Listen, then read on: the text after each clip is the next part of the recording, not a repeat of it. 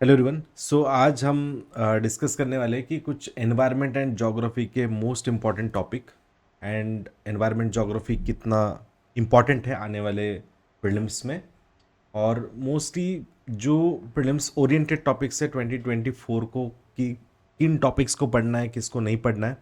और the most important कि environment and geography का जो सिलेबस है वो काफ़ी ज़्यादा बड़ा है, और इन टॉपिक्स को हम कैसे कम से कम टाइम में कवर करें, तो वही टॉपिक्स के बारे में हम आज डिस्कस करेंगे। तो वो एक सबसे इम्पॉर्टेंट सेशन आज का होगा, जिसमें आप नोट करके रख सकते हो कि कौन से टॉपिक इंपॉर्टेंट हैं, उन पे अगर ज़्यादा टारगेट करो तो बेस्ट आउटकम आ सकता है, वो भी कम टाइम में।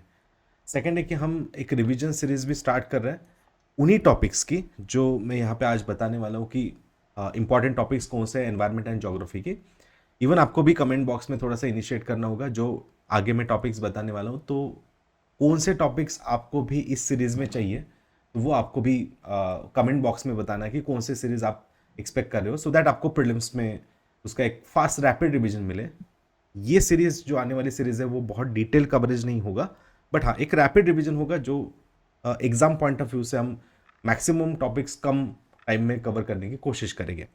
तो ये सबसे इंपॉर्टेंट अनाउंसमेंट है सबके लिए कि आज हम टॉपिक फोकस एरियाज को डिस्कस करेंगे, एंड जो भी 24 को टारगेट कर रहा है मोस्टली। एंड सेकेंड है कि रिवीजन सीरीज होगा मोस्ट इंपॉर्टेंट टॉपिक्स का, जो आने वाले कुछ दिनों में हम उस वीडियोस को पब्लिश करेंगे। और जैसे सभी जानते हो कि 2024 का प्रीलिम्स काफ़ी पास में आ रहा है, और दिन काफ़ी कम बचे हैं, ऑलमोस्ट 3 ही महीने अगर हम कंसिडर करें तो भी चलेगा। तो इसलिए अब आपको आपका प्रिपरेशन जो है वो काफ़ी फास्ट एंड रैपिड करना होगा, even lots of test series भी देना है। तो हम उसमें जो भी टॉपिक्स हम कवर करने वाले हैं इस रिवीजन सीरीज में, जो मोस्ट इंपॉर्टेंट टॉपिक्स हो गए उसकी एक टेस्ट सीरीज भी कंडक्ट करेंगे। मतलब उसमें क्वेश्चंस भी एडेड हो गए, हर टॉपिक के 5 से 10 क्वेश्चन उसमें मैं ऐड करने वाला हूँ। और जैसे ज्योग्राफी एनवायरनमेंट ही अभी हम क्यों ज़्यादा टारगेट कर रहे हैं, क्योंकि आपको पता है लास्ट फ्यू ईयर्स में एनवायरनमेंट का जो वेटेज है वो काफ़ी बढ़ते हुए दिखा है आपको। और लगभग current affairs including environment current affairs and including environment geography environment agriculture connection अगर हम इंक्लूड करते हैं तो अराउंड 24-23 क्वेश्चंस या मोर देन 20 क्वेश्चंस तो हमेशा एनवायरनमेंट के देखे गए हैं। इवन ज्योग्राफी भी अगर आप देखोगे तो लास्ट फ्यू ईयर्स के कंपैरिजन में लगभग 15-15 16-16 क्वेश्चंस हम ज्योग्राफी में भी देख रहे हैं। अगर ये दोनों सब्जेक्ट को भी मिलाते हैं तो लगभग, मतलब अगर मैं लास्ट ईयर की बात करूं तो 38 क्वेश्चंस आए थे। मतलब आपका मेरिट का काफ़ी क्लोज लेके जाने के लिए एक बड़ा रोल होगा ज्योग्राफी एनवायरनमेंट का।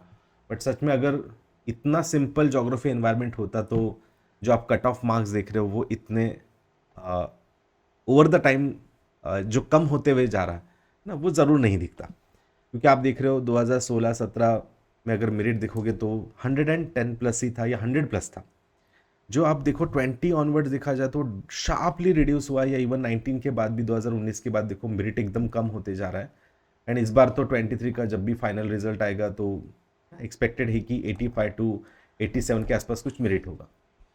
बट मतलब देखो आप परसेंटेज की अगर हम बात करें तो अराउंड 40-45% ही बचा है, जो पहले अराउंड 60% तक भी मेरिट जाता था। तो इसका मतलब ये नहीं कि आप स्टूडेंट्स पढ़ नहीं रहे या बहुत ही ज़्यादा जो एस्पिरेंट्स लेस डेडिकेटेड है, ऐसा तो बिल्कुल भी नहीं है। देखो पढ़ने वाले स्टूडेंट तो मिलने ही वाले हैं एनीवे, जो पढ़ने वाले हैं तो वो मतलब काफ़ी डेडिकेटेड स्टूडेंट जो है वो अपना अपना पढ़ते ही है। बट द थिंग इज़ कहीं ना कहीं अप्रोच का इशू बदल रहा है, या अप्रोच रिलेटेड कहीं ना कहीं स्टूडेंट्स गलत हो रहा है, या जो यूपीएससी चाहती है, जो पहले चाहती थी यूपीएससी का जो पहले अप्रोच था, वो अप्रोच अभी रहा नहीं है, और शायद उसको एक्लेमेटाइज जो है वो स्टूडेंट्स अभी कर नहीं पाए, एस्पिरेंट्स अभी कर नहीं पा रहे हैं। तो ये जो out of the book approach कहीं ना कहीं मैं कह सकता हूँ कि स्टूडेंट्स के लिए रहा है। जो अभी एनवायरनमेंट एंड ज्योग्राफी अगर हम बात करें तो पहले ऐसा था कि बहुत सारे रिनॉन बुक पे हमारी डिपेंडेंसी थी, और वो अच्छा आउटकम भी देते थे। कि जैसे ज्योग्राफी की बात करें तो सभी कहते थे कि हाँ एनसीईआरटी पढ़ ले, वहाँ से काफ़ी कवर होगा, जीसी लियोंग पढ़ ले, वहाँ से काफ़ी कवर होगा। एनवायरनमेंट में अगर देखा जाए तो जो कुछ नाम है रिनोन बुक्स के वो आप सभी जानते हो, तो वो पढ़ लो और वहाँ से कवरेज हो जाए तो फिर बहुत अच्छा आउटकम्स आ जाएंगे और लगभग एग्ज़ाम निकल जाएगी। बट अब वैसा रहा नहीं है। अभी यूपीएससी ने बहुत ही ज़्यादा out of the book approach रखा है, और वो शायद स्टूडेंट्स वहाँ पे नहीं जा पा रहे या उतना करंट अफेयर से कनेक्ट नहीं कर पा रहे। इवन ऐसे भी फीलिंग आती है स्टूडेंट्स की कि क्वेश्चन कहाँ से है, कैसे आए हैं ना, पता ही नहीं चल रहा है। और फिर बाद में ये होता है कि पहला अपना अप्रोच होता है कि सिर्फ बुक पे फोकस करें बिफोर प्रीलिम्स, मतलब अभी का जो टाइम है, और जैसे रिजल्ट आता है तो देन मैंने भी देखा है काफ़ी सारे स्टूडेंट्स आते हैं और सर कहते हैं कि ना हम बर्बाद हो गए सर, अभी क्या करें, अब फिर से अटेम्प्ट देना है, फिर से पढ़ना है। या फिर कुछ स्टूडेंट्स तो है ना उसी डिप्रेशन में जाते कि दो दो तीन तीन अटेम्प्ट हो चुके हैं और अभी एग्ज़ाम नहीं निकल पा रहे, या इवन हम 40-45% का जो मेरिट हम देख रहे हैं वो भी हम क्लियर नहीं कर पा रहे। तो देखो, चाहते तो सभी है कि कैसा करना है, या फिर कुछ ओल्ड स्टूडेंट्स होते हैं जिनको थोड़ा कॉन्फिडेंस होता है कि पता है कैसे करना है, क्या करना है, और करना भी होगा, बट वही है कि कैसे करना है, तो ये बहुत इंपॉर्टेंट है। इसीलिए आज का सेशन बहुत इंपॉर्टेंट होगा, आप एंड तक अटेंड करो। कुछ इनपुट जो आपको मैं देने वाला हूँ वो सच में आपको इस प्रीलिम्स में काफ़ी काफ़ी मदद करेंगे, क्योंकि it's not really we can say कि इतना सिंपली नहीं लेना है आपको। अराउंड 35 क्वेश्चन, मैं मिनिमम कह रहा हूँ, अराउंड 35 जो ज्योग्राफी एंड इन्वायरमेंट के मिला के हैं, जो आपको 70 मार्क्स दे सकते हैं। थोड़ा सा बस अप्रोच बदलने की ज़रूरत है। आज उसी पे हमारा डिस्कशन होगा। So let's start with the discussion. बाकी जो नोट्स वगैरह है वो टेलीग्राम पे आप एक्सेस कर सकते हो। अब रही बात, देखो, जब भी आप इकोलॉजी एनवायरनमेंट या एनवायरनमेंट एंड इकोलॉजी का सिलेबस लेके बैठते हो तो आप कोशिश ये करते हो कि अभी तक स्टूडेंट्स यही कर रहे थे कि जब एक बुक लेना है और वो बुक को स्टार्ट टू एंड पढ़ना है, जिसमें आपको फर्स्ट ऑफ ऑल दिखेगा इकोसिस्टम, फिर बायोडाइवर्सिटी, फिर क्लाइमेट चेंज। अब जिसमें माइक्रो सिलेबस करने जाओगे तो देख लेना कि इकोलॉजी का ही सिलेबस इतना बड़ा है, फिर बायोडाइवर्सिटी आता है, उसमें पता नहीं मतलब कितने सारे पॉइंट्स हैं, जो आप जस्ट स्टॉप करके भी देख लो तो इसको पढ़ने में ही आपको आधा घंटा निकल जाएगा, या उसको समझने में। इतने सारे सॉलिड वेस्ट मैनेजमेंट रूल है, ई वेस्ट मैनेजमेंट रूल है, बायोमेडिकल मैनेजमेंट रूल है, एंड इवन क्लाइमेट चेंज के करंट अफेयर्स को आप देखो तो वो भी काफ़ी सारे पॉइंट हो जाते हैं। तो क्या सच में इतना बड़ा सिलेबस करना है, या इन चैप्टर्स, देखो मैं स्क्रॉल्ड कर रहा हूँ, अभी भी ख़त्म नहीं हो रहा है, बट इतने सारे पॉइंट्स को हम क्या प्रैक्टिकली कवर करें, कौन से फोकस एरियाज है। तो देखो, मैंने काफ़ी क्लासेस में या काफ़ी यूट्यूब के सेशंस में ही बताया कि टोटल 10 पिलर्स हमें कंसिडर करना है जो एनवायरनमेंट के। सबसे पहला है क्लाइमेट चेंज, और उसमें भी सेलेक्टिव, मैं आगे बताऊंगा उसमें भी सेलेक्टिव क्या पढ़ना है। और उसके बाद है बायोडाइवर्सिटी, उसमें भी कैसे सेलेक्टिव जाना है। इकोसिस्टम, जो तीसरा इंपॉर्टेंट टॉपिक है वही इकोसिस्टम, उसमें क्या करना है। और बाकी इन तीनों के भी सब पॉइंट्स में अगर बताऊं तो जैसे कि प्रोटेक्टेड एरियाज, जिसमें नेशनल पार्क, बायोडाइवर्सिटी एक्सेट्रा, जो आगे हम देखेंगे। Acts and policies most important, pollution chapter होगा, इंटरनेशनल कन्वेंशन, एनवायरमेंटल ऑर्गेनाइजेशन है, करंट अफेयर्स है, एंड द मोस्ट इंपॉर्टेंट जिसको हम ब्रह्मास्त्र कहेंगे कि बाकी ये 9 पिलर्स उसके बिना कुछ भी नहीं है, या एनवायरमेंट एंड इकोलॉजी समझ ही नहीं पाओगे आप वही बुक वाले अप्रोच पे स्टक रह जाओगे अगर आपको नहीं पता है प्रीवियस ईयर क्वेश्चन क्या है। तो ये previous year question by heart होने चाहिए। जितना आप डेडिकेटेड अब आने वाले 3 महीने में टेस्ट सीरीज देने वाले हो, उससे ज़्यादा डेडिकेशन प्लीज़ आप पीवाईक्यू के लिए रखो, प्रीवियस ईयर क्वेश्चन के लिए रखो, लास्ट 10 साल के। एंड उनको एक ही बार नहीं तो बार बार पढ़ो, सो दैट आप जब भी रैपिड रिवीजन करोगे या रिवीजन क्लासेस करोगे या जो भी टीचर के आप सेशंस देखोगे तो उसमें आप इंश्योर रहोगे कि हाँ, ये प्रीवियस ईयर क्वेश्चन रिलेटेड ही कवरेज करे, वही सेशंस मुझे देखना है, या जो यूपीएससी में इंपॉर्टेंट टॉपिक है उसका ही कवरेज चल रहा है, उसी अप्रोच से चल रहा है, तो वही आप करें, सो दैट आपका टाइम कहीं पे गलत इन्वेस्ट ना हो। That's the purpose of this 10th pillar, जो आपको इन 9 पिलर पे भी कैसे फोकस करें और क्लासेस भी कौन से फोकस करें, वो आपको कहीं ना कहीं एक नज़रिया मिल जाएगा। तो फर्स्ट ऑफ ऑल, आज की डेट में सबसे इंपॉर्टेंट टॉपिक्स अगर कोई होंगे तो वो है बायोडाइवर्सिटी, ज़्यादा वेटेज आ रहा है, इवन क्लाइमेट चेंज से भी ज़्यादा वेटेज लास्ट 2 साल में दिखा है।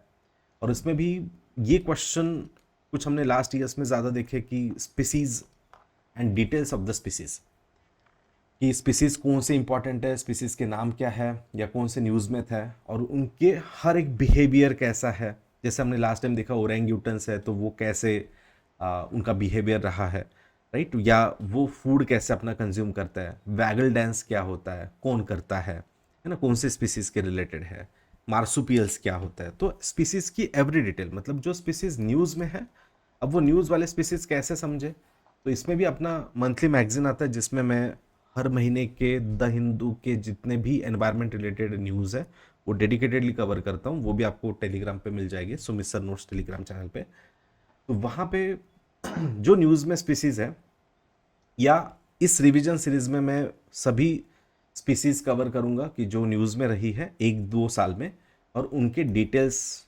एनालिसिस, बिहेवियर, वो सब हम देखेंगे। बेसिकली हम इस सब की एक सीरीज भी चलाने वाले हैं, तो प्लीज़ आप अभी के लिए एक काइंड ऑफ इंडेक्स जैसा नोट करके रखो, फिर हम इस पे सीरीज में भी कवर करेंगे। बाकी स्पीसीज कंजर्वेशन प्रोग्राम ऑलरेडी मैंने इसी चैनल पे देखे रखा है कि अलग अलग इंडिया में जो कंजर्वेशन प्रोग्राम रहे हैं, प्रोजेक्ट या कंजर्वेशन, जैसे टाइगर प्रोजेक्ट है, एलिफेंट प्रोजेक्ट होगा, स्नो लेपर्ड प्रोजेक्ट है, हंगुल रिलेटेड प्रोजेक्ट है, राइट, लाइक दिस। तो वो सभी आपको पता होने चाहिए। Species conservation related acts and policies क्या है इंडिया में, इसका भी ऑलरेडी एक सीरीज स्टार्ट हो चुका है। जैसे मैंने wild life protection act, biodiversity act already cover करके रखा है, तो वो भी आप प्लेलिस्ट में जाके एक्ट्स एंड पॉलिसीज में जाके देख सकते हो। बट हाँ, इसका कवरेज आपका आने वाले प्रीलिम्स में मेक श्योर कि होना ही चाहिए।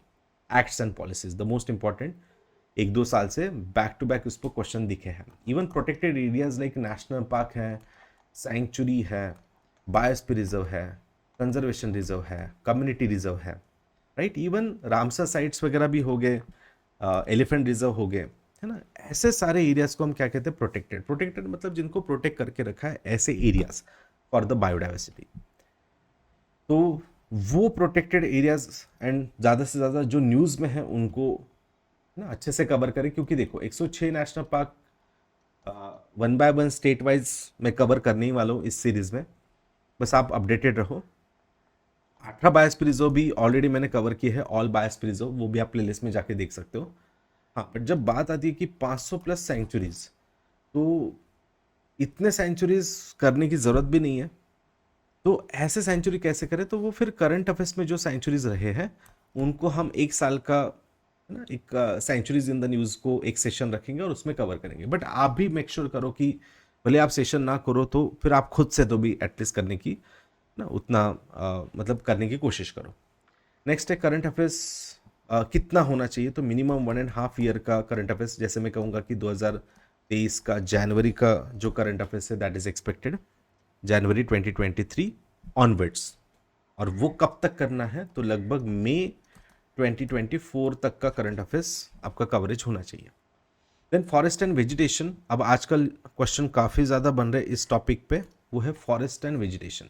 अब ये क्या है, तो फॉरेस्ट परसेंटेज कितना है, फॉरेस्ट का कितना रिडक्शन हुआ है कहाँ पे, वो इंपॉर्टेंट है। और वेजिटेशन मतलब क्या है, टाइप ऑफ वेजिटेशन, जैसे कि ट्रॉपिकल ट्रीज कौन सा है, टेम्परेट ट्रीज कौन सा है। जैसे लास्ट ईयर आया था कि जैक फ्रूट कौन से प्रकार का है, महुआ कौन से प्रकार का है, या अभी red Sandes tropical dry deciduous में आता है क्या। तो जो यूनिक ट्रीज है, वेजिटेशन है, पेड़ है, तो वो पेड़ कौन से प्रकार के हैं, कौन से प्रकार का वेजिटेशन है ना, आजकल ये क्वेश्चन काफ़ी ज़्यादा दिख रहा है, तो प्लीज़ उसको भी कवर करें। Then after that convention and meeting, like आप सभी जानते हो CBD नाम से एक मीटिंग आती है, कन्वेंशन ऑन बायोडाइवर्सिटी, तो वो कवर करें। बायोडाइवर्सिटी रिलेटेड जितने भी कन्वेंशन और उनके आउटकम्स हैं, है ना, उस मीटिंग में क्या क्या बाहर आया था। जैसे 30/30 टारगेट, 2030 तक हमें 30% लैंड एंड वाटर कवर करना है या प्रोटेक्टेड करना है ना। तो ऐसे जो भी आउटकम्स है या कन्वेंशन मीटिंग्स होती है बायोडाइवर्सिटी रिलेटेड 1 साल में जो भी हो, उसका डिटेलिंग देखो, क्योंकि ये पार्ट बुक में नहीं मिलता है और ये यूपीएससी पूछ लेता है। इनकेस आप न्यूज़ में कोई देखते हो तो ऊपर ऊपर मत देखो, थोड़ा विकीपीडिया में भी सर्च करो इसका बैकग्राउंड क्या है, अभी क्या स्टेटस है, आउटकम्स क्या, ऑब्जेक्टिव्स क्या है। और इसमें इस मीटिंग में अगर कुछ निकल के आता है, कोई एक आधा फंड आता है, कुछ आता है, तो वो ज़्यादा इंपॉर्टेंट आजकल हो चुका है। ठीक है, तो बायोडाइवर्सिटी में ये टोटल कुछ टॉपिक्स हैं, आप ज़रूर इनको टारगेट करो, these are the most important. पूरे बहुत बड़े सिलेबस में मत जाओ, इन टॉपिक्स को ही टारगेट करो, तो that is more than enough. अब रही बात क्लाइमेट चेंज में, क्लाइमेट चेंज में आजकल बहुत सारे बेसिक डेफिनेशन पूछे जा रहे हैं, जैसे फॉर एग्जांपल कार्बन फर्टिलाइजेशन क्या है, सोशल कॉस्ट ऑफ कार्बन क्या होती है, राइट। ऐसे अलग अलग डेफिनेशंस थोड़े से देखो क्लाइमेट चेंज में। एंड ज़्यादातर जो न्यूज़ में रहती वैसी डेफिनेशंस, या फिर आउट ऑफ द बुक थोड़ा जाके अगर गूगल भी आप कर लो, या फिर मैं ऐसे डेफिनेशंस का एक सेशन भी रखूँगा कि उन कंसेप्ट को, छोटी छोटी कंसेप्ट, उनके डेफिनेशंस को हम कवर करें, right, first of all. Then climate change में second approach the most important है कन्वेंशन मीटिंग्स आउटकम्स टारगेट्स। इसका लगभग मैंने 1992 से लेके 2022 का लास्ट का जो UNFCCC का मीटिंग हुआ था उसका पूरा कवरेज दिया है, वो भी आप प्लेलिस्ट में जाके देख सकते हो, जिसमें आउटकम क्या थे, टारगेट क्या थे, पूरी स्टोरी मैंने बताई कि एनवायरमेंट पॉलिटिक्स क्या होता है। तो प्लीज़ वो आप कवर कर ले। अगर आपने खुद भी किया है तो बस उसको रिवीजन करें अच्छे से, मेक श्योर कि आपने सभी टारगेट्स आउटकम देख लिए, क्योंकि ये भी क्वेश्चन आजकल बन रहे कि फॉर एग्जांपल GCCA के मीटिंग में क्या हुआ, या GCC आउटकम कहाँ से आया, कार्बन न्यूट्रल नाउ कंसेप्ट कहाँ से आई, ISA कहाँ से आ गई, है ना। तो ऐसे काफ़ी सारे क्वेश्चंस देखे गए हैं। देन आफ्टर दैट पोल्यूशन में भी बहुत सारे पोल्यूशन आते हैं, radio active pollution, soil pollution, etcetera etcetera. But मैं यही कहूंगा आपको कि सबसे ज़्यादा पोल्यूशन में अगर टारगेट करना है तो एयर एंड वाटर पोल्यूशन, क्योंकि अभी के लिए तो बर्निंग इश्यूज अगर देखा जाए पोल्यूशन रिलेटेड तो that is due to air and water. तो इनके रिलेटेड रिपोर्ट क्या है, रिसेंट डेटास कौन से हैं, है ना, वो ज़रूर देख ले। Similarly for the green house gases and ozone depleting substance, है ना, इन पे भी टारगेट करें। तो जितने भी ग्रीन हाउस गैसेस जैसे मोस्टली CO2 एंड मीथेन, है ना, इनके रिलेटेड क्या मीटिंग्स में कुछ बोला गया था, कहाँ पे क्या टारगेट रखे, आज का स्टेटस क्या है, जैसे CFC, HFC, HCFC होगा, इनका क्या स्टेटस है ना, किगाली एग्रीमेंट क्या है, मॉन्ट्रियल प्रोटोकॉल ODS रिलेटेड क्या है ना, और बाकी ग्रीन हाउस गैस के रिलेटेड सभी प्रोटोकॉल्स, वो तो क्योटो से लेके पेरिस वगैरह वो क्या है, उनमें क्या आउटकम्स थे, वो आपको मेक श्योर करने की कंप्लीट करें। Then after that focus on current affairs, क्योंकि क्लाइमेट चेंज ज़्यादातर करंट अफेयर्स के थ्रू ही आएगा, एंड इसमें भी फिर वही है 1.5 से 2 साल का करंट अफेयर्स।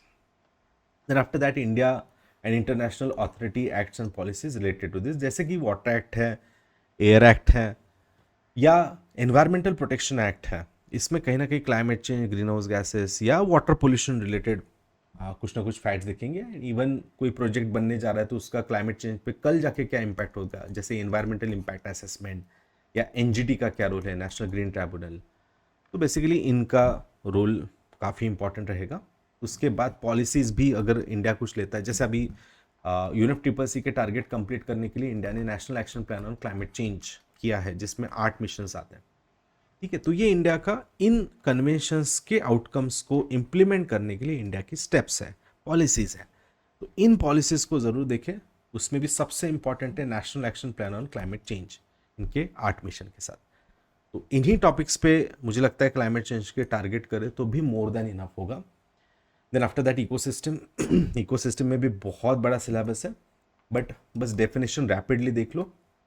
जैसे पिरामिड क्या होता है, देन जैसे कि बायोम्स क्या होता है, इकोटोन क्या होता है, पॉपुलेशन इंट्रैक्शन क्या होता है। एक्चुअली हम इस सीरीज़ की शुरुआत ही यहाँ से करेंगे, छोटे छोटे टॉपिक जो इकोसिस्टम के।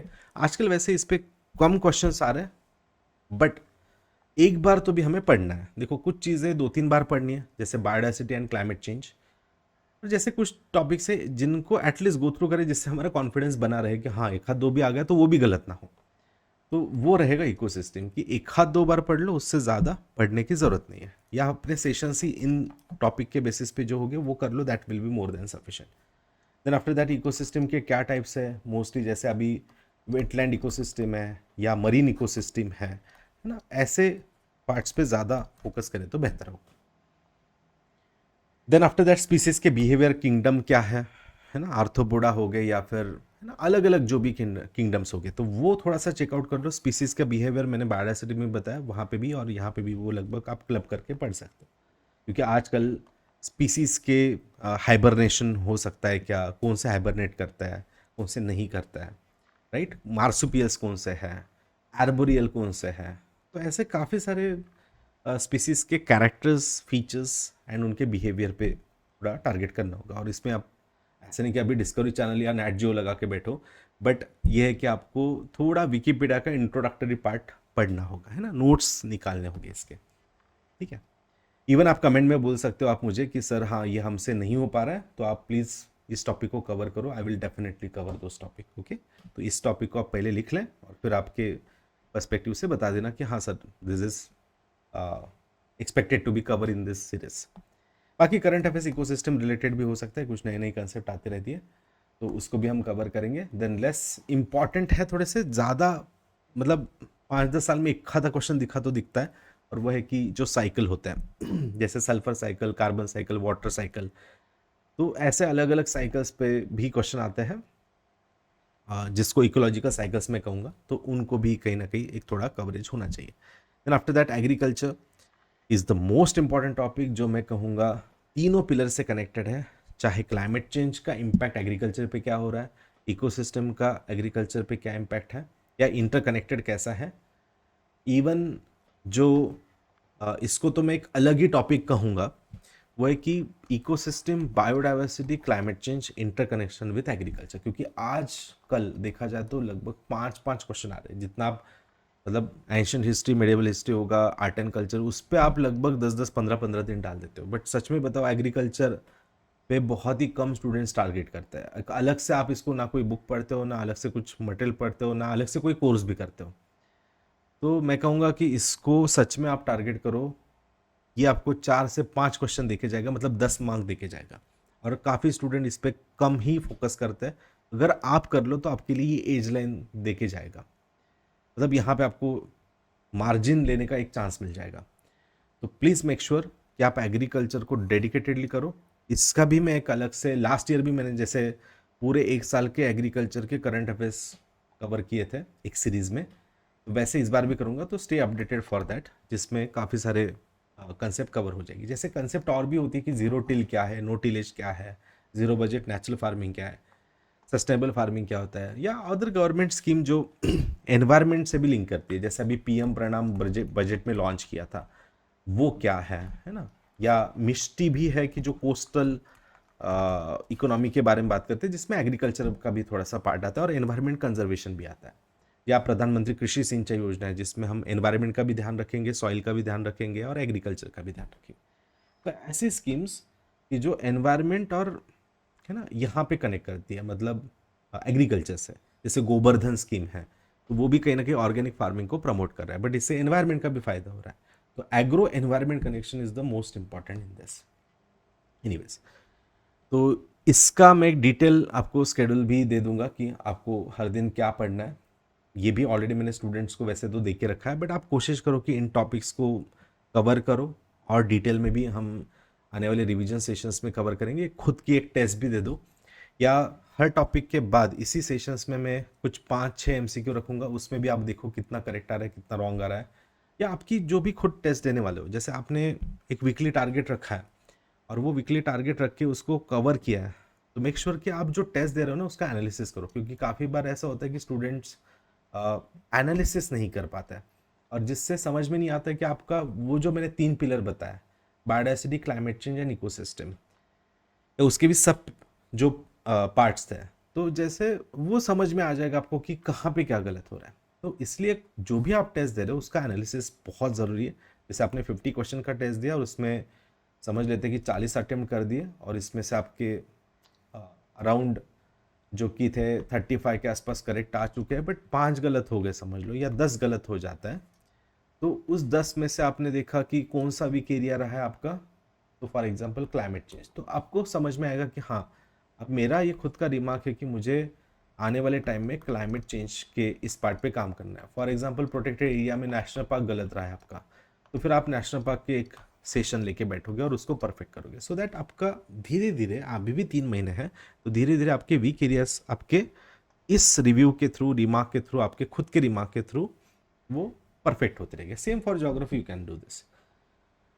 एनीवेज, तो ये था एनवायरनमेंट के इंपॉर्टेंट टॉपिक्स, जो 4 पिलर्स मैंने अगेन ब्रेक डाउन किए। वो तो 10 तो मेन तो थे ही, बट 4 सब टॉपिक्स है कि जिसमें आप इन टॉपिक्स को ज़रूर कवर कर ले। Ecosystem, climate change and biodiversity मैंने सब यहाँ पे लिख के दिया है, मेक श्योर कि आप उसको कवर कर लो।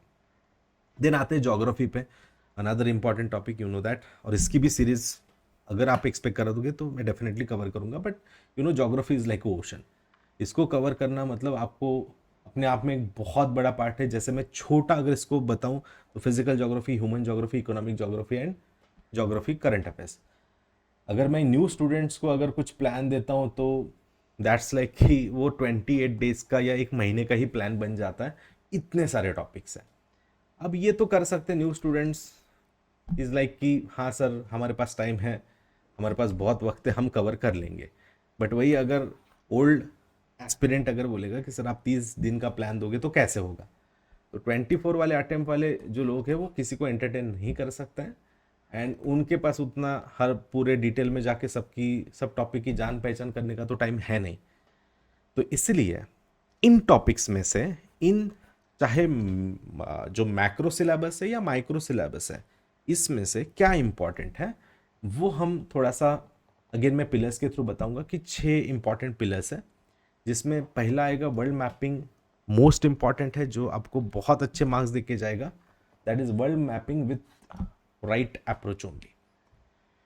ऐसा नहीं कि आप वर्ल्ड मैपिंग मतलब बस आपने एक एक कॉन्टिनेंट कवर कर रहे हो, सभी लोकेशन इररिस्पेक्टिव पढ़ रहे हो, ठीक है पहली बार कर ले इट्स ओके, बट उसके बाद आपका पता होना चाहिए आपको कि करंट अफेयर्स में क्या है और वही लोकेशन देखें। क्योंकि आपने देखा होगा कि जो नाम आपको एटलस में भी नहीं दिखता है वो यूपीएससी ने पूछा है, जैसे सेनकाकून है, फिर last year Tigray, Oromia, Amhara, Nagorno Karabakh, Zaporizhzhia है, या फिर जैसे डोनबास रीजन है जो शायद ही मैप में दिखेंगे, ऐसे लोकेशंस पूछे।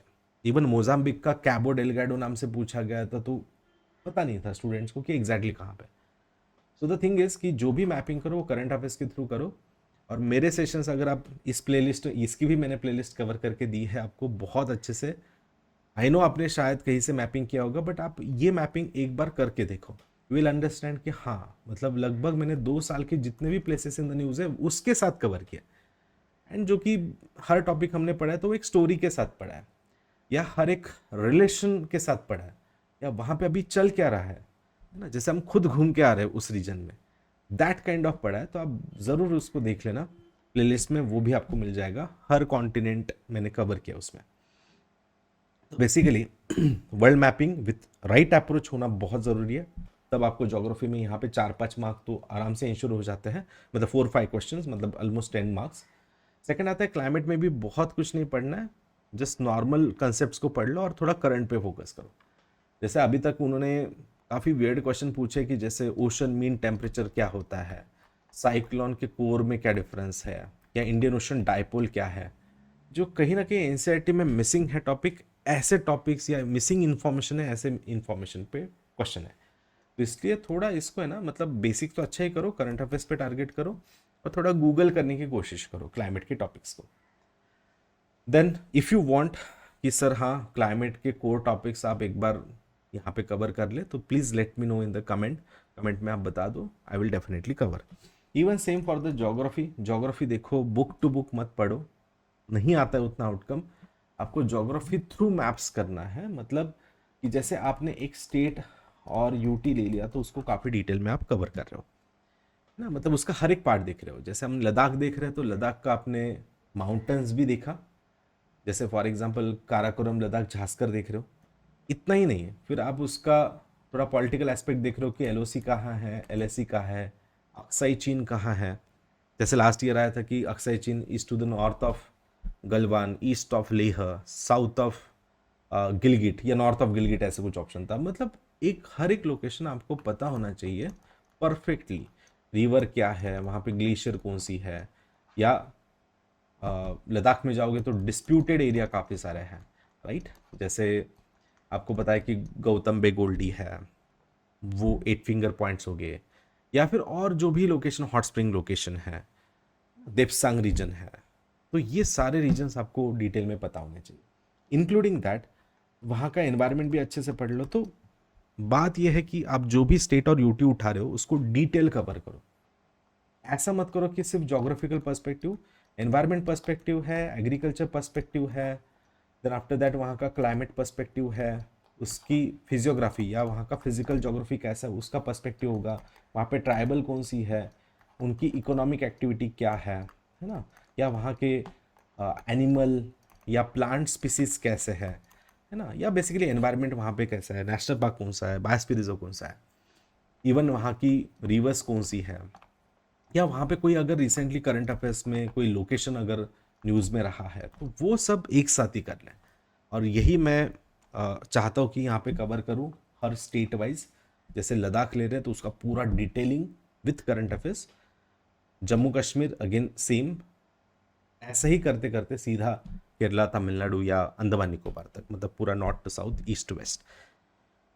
तो एनीवेज ऐसे प्रकार से आप मैपिंग करें। भले अगर आपको सेशन नहीं करना है तो आप खुद से तो भी एटलीस्ट वो मेक श्योर करो कि कवर कर लो। बाकी करंट अफेयर्स में places in the news is most important, agriculture, vegetation, crops, कैसा क्लाइमेट चाहिए, क्या चाहिए, है ना, वो भी यहाँ पे इंपॉर्टेंट होगा। फिर इकोनॉमिक एंड इंफ्रास्ट्रक्चर में बहुत ज़्यादा स्टैटिक में मत जाओ, मतलब जैसे आप पूरे नेशनल हाईवे पढ़ते बैठ रहे हो, नेशनल हाईवे के नंबर रट रहे हो, उससे आउटकम नहीं आएगा। यहाँ पे अभी देखना होगा, फिर से वही मैं बताऊंगा करंट अफेयर्स का कनेक्शन। जैसे अभी रिसेंटली कोई कॉरिडोर बना है ना, तो जैसे लास्ट ईयर भी काफ़ी सारे कॉरिडोर पे क्वेश्चन आए थे, जैसे म्यांमार के थ्रू कौन सा कॉरिडोर जा रहा है ना, दैट इज़ वेरी इंपॉर्टेंट। या फिर अभी दिल्ली मुंबई इंडस्ट्रियल कॉरिडोर है, वो क्या है, गोल्डन क्वाड्रिलेटरल क्या है, या कोई डेजर्ट से कोई रिसेंट कॉरिडोर जा रहा है, कोई नया डेवलपमेंट प्रोजेक्ट है, तो दैट इज़ वेरी इंपॉर्टेंट। तो roadway, railway, waterway and airway अगर बहुत ही करंट में कुछ चल रहा है तो देन लुक एट दैट।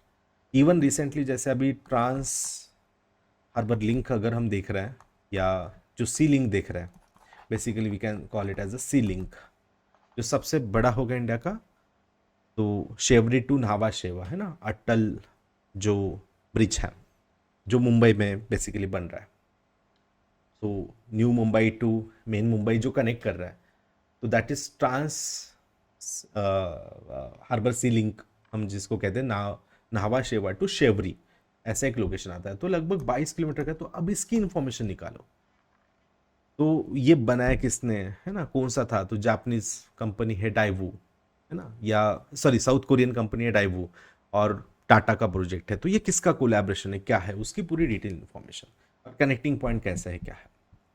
ठीक है, तो उस प्रकार से रखें। बाकी मिनरल इकोनॉमिक में मिनरल थोड़ा सा या रिसोर्स पे टारगेट करें, उस पे आते हैं क्वेश्चन मिनरल फैक्टर पे। ये कोशिश करेंगे कि हम अब मिनरल भी देखो, कोल वगैरह ये तो आपने एक दो बार पढ़ा है या बुक में होता है, बट जैसे लास्ट ईयर यूपीएससी ने पूछा है कि इल्मेनाइट क्या है, या ऐसे मिनरल करो कि जो बहुत ही लेस नोन है बट इंडिया में मिलता है।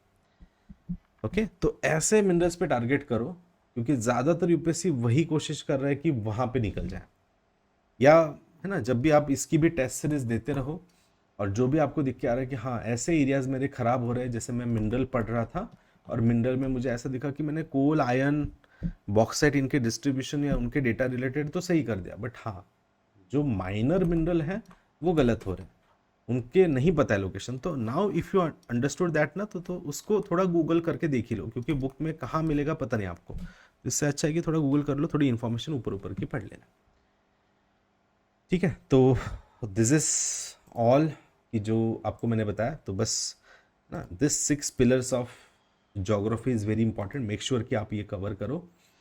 बहुत शॉर्ट हो जाता है syllabus, and even this main, वैसे तो मैंने टोटल 10 पिलर्स बताए थे आपको एनवायरनमेंट के, तो वो तो है ही। एक्ट्स एंड पॉलिसीज़ का तो सीरीज़ हमारा चल ही रहा है, वहाँ पे मैं सभी एक्ट्स एंड पॉलिसीज़ कवर कर रहा हूँ। मोस्ट ऑफ द इसमें से मैं ऑलरेडी कवर कर चुका हूँ, और आने वाले भी कवर करने वाला हूँ, तो स्टे ट्यून फॉर दिस। और मुझे कमेंट बॉक्स में ज़रूर बताना कि आपको इसमें से कौन सा पार्ट एक्सपेक्टेड है कि सर हाँ वो कवर हो जाए। इवन बायोडाइवर्सिटी का मैंने डिटेल बताया, होप आपने लिखा होगा, वो पॉज भी कर सकते हो आप, जहाँ पे अगर आपको लगा सर फास्ट हो गया तो आप पॉज करके भी आप इसको नोट डाउन कर सकते हो। तो ये 4 हमने, वो 10 तो देखे ही थे, बट उसको भी मैंने और सेग्रीगेट करके इसको 4 पार्ट्स में किया है, जो सबसे इम्पॉर्टेंट टॉपिक्स होंगे, जिसको आपको मेक श्योर करना है कि हाँ सर ये एक्चुअल इंडेक्स है और इसको कवर करना है। And apart from this geography के लिए तो बहुत सारे टॉपिक्स हैं, जैसे ख़त्म ही नहीं होगा, इतना सिलेबस है। जो हमने देखा कि हाँ मतलब मेन तो 6 पार्ट्स है, तो 6 पार्ट्स को भी अगर आप ठीक से कर लो तो इट विल बी कवरेबल और अप्रोचेबल। तो और हमारा एक फाउंडेशन बैच अभी स्टार्ट होने वाला है फ्रॉम जनवरी 19, सो उसको ज़रूर एनरोल कर लेना, और by using the code Sumit K live you will get the subscription, and even 50% off and 6 month free extension अभी चल रहा है, जहाँ पे नोट्स पीपीटी एवरी क्लास के आपको मिलेंगे in update section, and main test series with evaluation, unlimited access to live recorded class भी होगा, जिसमें अभी मेरा एनवायरनमेंट का भी एक बैच स्टार्ट होने वाला है, जिसमें काफ़ी डिटेल में कवरेज होगा। Even physical geography and Indian geography भी नेक्स्ट मंथ में बैचेस स्टार्ट होने वाले हैं, विद आंसर राइटिंग हम वहाँ पे कवर करेंगे। सो इसी प्रकार से जो फाउंडेशन बैच, मिशन बैच, अलग अलग बैचेस है जो 24, 25 एंड इवन 26-27 के अटेम्प्ट के लिए भी, मतलब आज से भले 2-3 साल बाद आपका अटेम्प्ट है, बट वो बेसिक से आपका कवरेज होगा, जहाँ पे एनसीईआरटी का बेसिक कवरेज होगा अगर आपके अटेम्प्ट 2 से 3 साल बाद है, एंड उसके बाद फिर वो बेसिक के बाद एक एडवांस लेवल पे भी आपके क्लासेस होंगे। तो ऐसा मिशन बैच में यूजुअली हम बहुत ही डिटेल में कवरेज करते हैं, along with the answer writing. जो 25 में अटेम्प्ट देने वाले 26, तो उनका भी आंसर राइटिंग बहुत डिटेल में होगा। तो ये सभी बैचेस को आप as per your attempt year enrol कर सकते हो bye using the code Sumit K live, जहाँ पे आपको काफ़ी अच्छा डिस्काउंट, 50% तक डिस्काउंट एंड 6 मंथ का फ्री एक्सटेंशन मिल जाएगा। बाकी जो भी ऑप्शनल सब्जेक्ट्स है, तो ऑप्शनल अब मल्टीपल ऑप्शनल अनअकैडमी प्लेटफॉर्म पे अवेलेबल है, जैसे एग्रीकल्चर, एंथ्रोपोलॉजी, काफ़ी सारे ऑप्शनल यहाँ पे अवेलेबल है। तो ज़रूर अगर ऑप्शनल का भी सब्सक्रिप्शन लेना है तो you can use the same code Sumit K live and subscribe to this Unacademy app. Thank you all of you.